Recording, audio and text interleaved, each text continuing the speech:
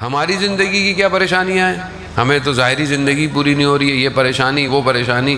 ہم مسلمان ہوتے ہوئے ایمان رکھتے ہیں کہ ہم نے ادھر جانا ہے، حساب کتاب ہے، لیکن ہماری کوئی فکر نہیں ہے وہاں کے لیے۔ اگر فکر ہوتی تو ہمارا معاشرہ کتنا اچھا ہو چکا ہوتا۔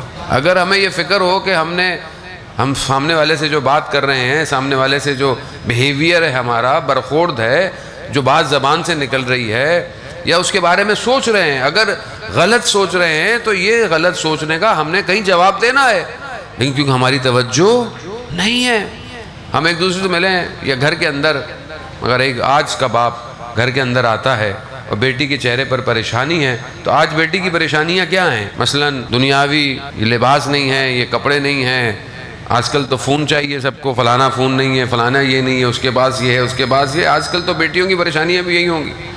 یا اس کے علاوہ آپ دیکھ لیں، وہاں دیکھیں ایک بیٹی اپنی پریشانی کا اظہار کیا کر رہی ہے کہ بابا مجھے قیامت کا منظر پریشان کر رہا۔ کیوں؟ کہا وہاں سب کچھ عریاں ہوگا۔ عریاں یعنی ہر چیز ظاہر ہوگی، کوئی چیز چھپی ہوئی نہیں ہوگی وہاں پر۔ یہاں میں لباس پہن کر، خوشبو لگا کر اپنے آپ کو چھپا لیتا ہوں، کسی کو کیا پتا میرے اندر کیا ہے۔ وہاں میں چھپا نہیں سکتا اپنے آپ کو، جو ہے سب ظاہر ہو جائے گا۔ اب جیسا بھی ہے، برا ہے تو اور سب کے سامنے ظاہر ہوگا۔ ایسا نہیں ہے کہ یہ فلم صرف آپ کو دکھائی جائے گی، یہ فلم سب کو دکھائی جائے گی، اور آپ کیونکہ ہمیں اس کا ادراک نہیں ہے، اس لیے ہم سب کچھ کرتے پھرتے ہیں۔ ابھی مثال کے طور پر آپ دیکھیں، اگر آپ کی آنکھوں کے ساتھ ایک کیمرہ لگا ہوا ہو، اور کیمرہ بھی ہو جو غیر محسوس ہو، اور آپ کو یہ کہا جائے کہ سارا دن جو آپ دیکھیں گے رات کو 9 بجے پرائم ٹائم پہ ٹی وی پہ دکھایا جائے گا، پھر آپ کیا دیکھیں گے سارا دن؟ ان نظریں جھکا گئی، چلو تو اچھا ہے بھائی، یہ تو سب کو دکھا دیں گے، یہ تو جہاں جہاں میری آنکھیں جا رہی ہیں تو سب لوگ دیکھیں گے یہ کیا کیا دیکھتا ہے بھائی پورا دن۔ اور ساتھ میں اگر سوچیں بھی فلم بن جائیں تو واویلا ہے۔ تو ایک دن کچھ گھنٹے ہم چل سکتے ہیں ایسے، اب بولیں گھر میں بیٹھے رہو، اچھا ہے، ایک ہی چیز دکھائیں، خطرناک ہے۔ یہ تو وہ رحمان ہے جس نے ہمیں معاف کیا ہوا ہے، ورنہ پرانی قوموں پہ جو لوگ جو گناہ کرتے تھے ماتھے پہ آ جاتا تھا، یہ دروازے کے باہر۔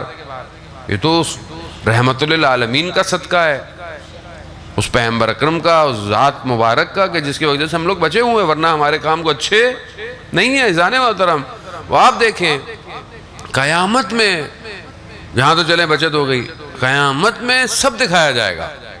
آپ کیا سوچتے تھے، کب سوچتے تھے، کس کے لیے کیا وہاں انسان شرمندگی سے مر جائے گا۔ آپ ہم ایک دوسرے کو سوچیں گے، آپ میرے بارے میں سوچیں کتنے اچھے مولانا تھے، یار یہ تو اتنے اچھے تھوڑی ہیں، تو یہاں نظر آ رہا ہے۔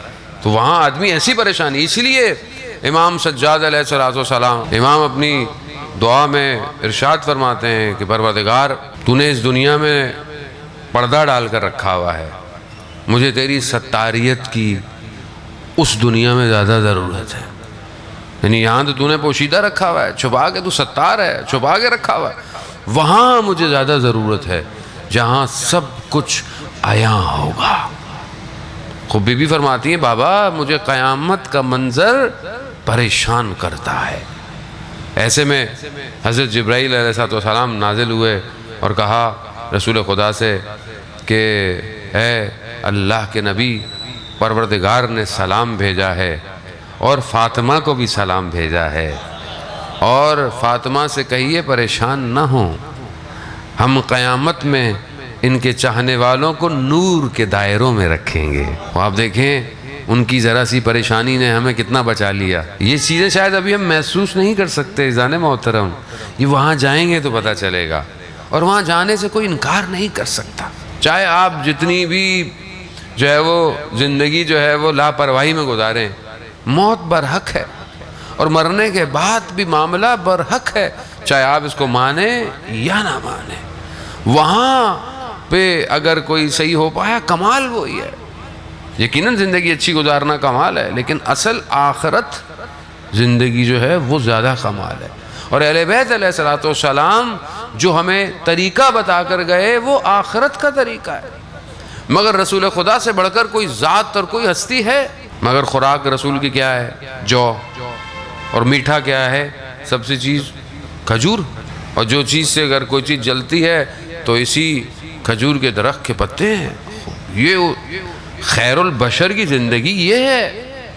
اور ہم اپنے لیے پتہ نہیں دنیا میں کیا کیا کرنے کے چکر میں ہیں. اس کے بعد بھی اگر آخرت سوالیہ نشان ہو تو نقصان میں کون ہے؟ میں خود ہوں. عزیزان محترم،